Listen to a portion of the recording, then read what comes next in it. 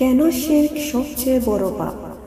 ইসলামের চূড়ান্ত সত্য হলো তাওহীদ, মানে আল্লাহর একত্ব। বিপরীতে শিরক বা তার অংশীদার সাব্যস্ত করা হলো চূড়ান্ত পাপ।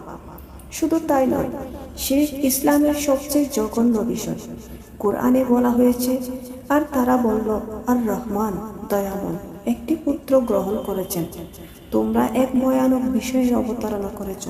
এর ফলে আকাশ যেন ফেটে যায়, পৃথিবী বিদীর্ণ হয় এবং পাহাড় ধসে পড়ে।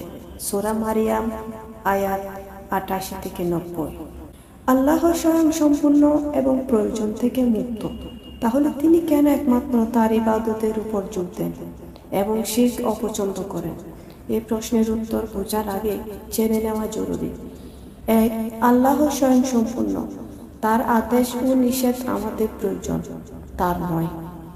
নাম্বার 2, আল্লাহ ক্ষতি বা উপকার থেকে মুক্ত। তিনি যা আদেশ বা নিষেধ করেন তা আমাদের কল্যাণ ও ক্ষতির কারণে করেন। এই জন্য কোরআন ওহীকে নিরাময়, পথ প্রদর্শন, আলো ও রহমত হিসেবে বর্ণনা করেন। নাম্বার 3, আল্লাহ আল হক, সত্য, আর শিরক তার একত্বের সবচেয়ে বড় লঙ্ঘন। নাম্বার 4, আল্লাহ আল মুকসিত, ন্যায় বিচারক। পাপকে শাস্তি না দেওয়া তার ন্যায় বিচারের সঙ্গে সাংঘর্ষিক। শিরক সবচেয়ে বড় পাপ হওয়ায় এর শাস্তি সবচেয়ে কঠিন। শিরক কেন আল্লাহ ক্ষমা করবেন না? কেউ প্রশ্ন করতে পারে, আল্লাহ অন্য পাপ ক্ষমা করেন, তাহলে শিরক কেন ক্ষমা করেন না?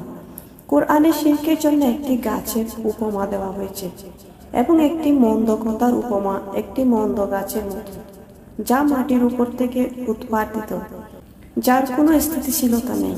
সূরা ইব্রাহিম আয়াত 26। আসল কথা হলো, শিরক সমগ্র ঐশ্বরিক বাস্তবতাকে লঙ্ঘন করে। তাই এটি এমন একটি গাছ যার কোনো শিকড় বা ফল নেই।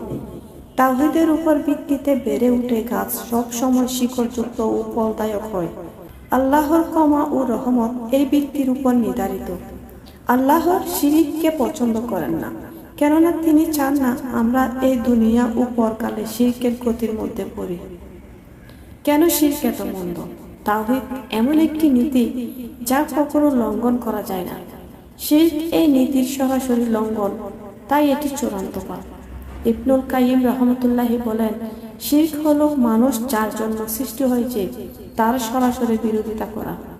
কেননা শিরকের মূলে রয়েছে বিশ্বাসঘাতকতা, জীবনের উদ্দেশ্য এবং স্রষ্টার প্রতি বিশ্বাসঘাতকতা। কুফর ও বিশ্বাস শব্দটি অকৃতজ্ঞতাকেও বোঝায়। বিশ্বাসঘাতকতা সব পাপের মূল। রাষ্ট্রের কাছে সবচেয়ে বড় অপরাধ হলো রাষ্ট্রদ্রোহ, কারণ এটি রাষ্ট্রের প্রতি বিশ্বাসঘাতকতা, ব্যভিচার, বৈবাহিক সম্পর্কে বিশ্বাসঘাতকতা এবং হত্যা ও চুরি সামাজিক চুক্তির বিশ্বাসঘাতকতা। আব্দুল্লাহ ইবনে মাসউদ বলেন, আমি নবীজি সাল্লাল্লাহু আলাইহি সাল্লামকে জিজ্ঞাসা করলাম, আল্লাহর কাছে সবচেয়ে বড় পাপ কোনটি? তিনি বললেন, তুমি আল্লাহর সঙ্গে অংশীদার স্থাপন করছো, অথচ তিনিই তোমাকে সৃষ্টি করেছেন। সহিহ বুখারী হাদিস 4777। ইবনুল কাইয়িম রাহমাতুল্লাহি বলেন, শিরক আল্লাহর প্রতি ভালোবাসাকে হ্রাস করে এবং তা অন্য কাউকে স্থানান্তর করে, যা প্রেমিকের প্রতি প্রিয়তমের সবচেয়ে বড় অপরাধ।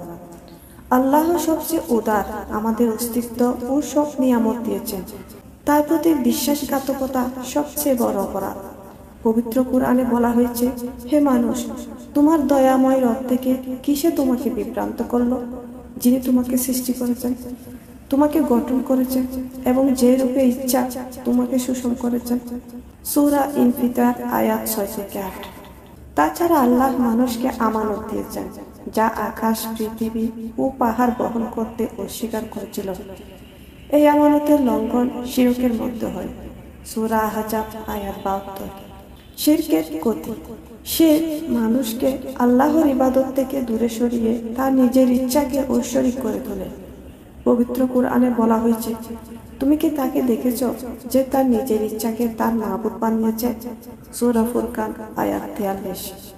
পরকালের ক্ষতি। শিরকের চূড়ান্ত ক্ষতি পরকালে, যেখানে এটি ব্যক্তির সব কাজ বাতিল করে এবং তাকে চিরস্থায়ী শাস্তির দিকে নিয়ে যায়। পবিত্র কোরআনে বলা হয়েছে, তোমার ও তোমার পূর্ববর্তীদের প্রতি ওহী করা হয়েছে, যদি তুমি শিরক করো তোমার কাজ বাতিল হবে এবং তুমি অবশ্যই ক্ষতিগ্রস্তদের মধ্যে হবে। সূরা জুমার আয়াত 65।